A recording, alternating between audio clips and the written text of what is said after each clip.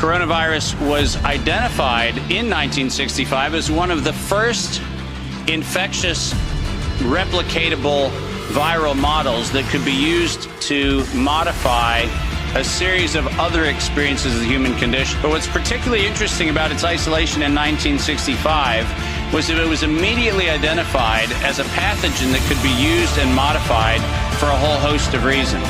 But in 1966, the very first COV coronavirus model was used as a transatlantic biological experiment in human manipulation. And in 1967, the year I was born, we did the first human trials on inoculating people with modified coronavirus. Common cold was turned into a chimera in the 1970s. And in 1975, 1976, and 1977, we started figuring out how to modify coronavirus by putting it into different animals, pigs and dogs. And that became the basis for Pfizer's first spike protein vaccine patent, filed, are you ready for this, in 1990. And in 1990, they found out that there was a problem with vaccines. They didn't work.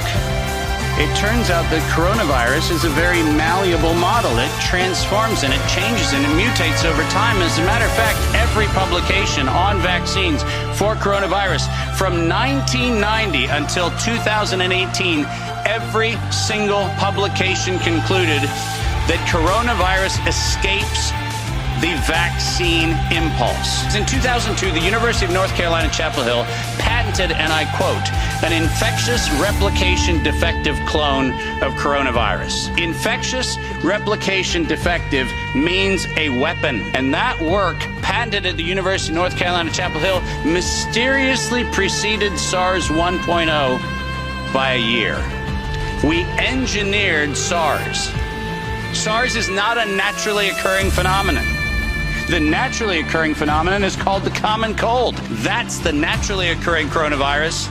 SARS is the research developed by humans weaponizing a life system model to actually attack human beings. And they patented it in 2002. In 2005, this particular pathogen was specifically labeled as a bioterrorism and bioweapon platform technology.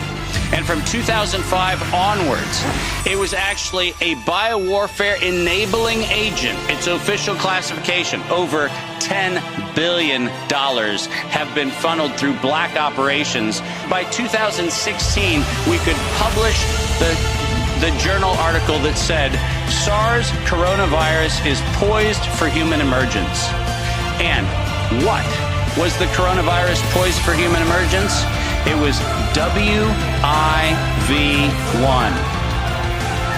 Wuhan Institute of Virology Virus 1. Such that by the time we get to 2017 and 2018, the following phrase entered into common parlance among the community.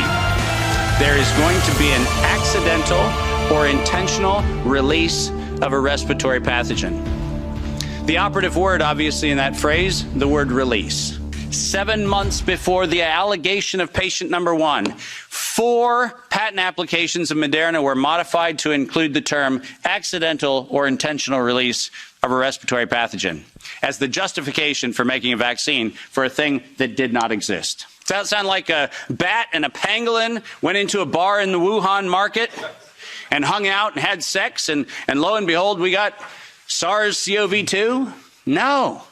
The intent was to get the world to accept a universal vaccine template, and the intent was to use coronavirus to get there. This is an act of biological and chemical warfare perpetrated on the human race.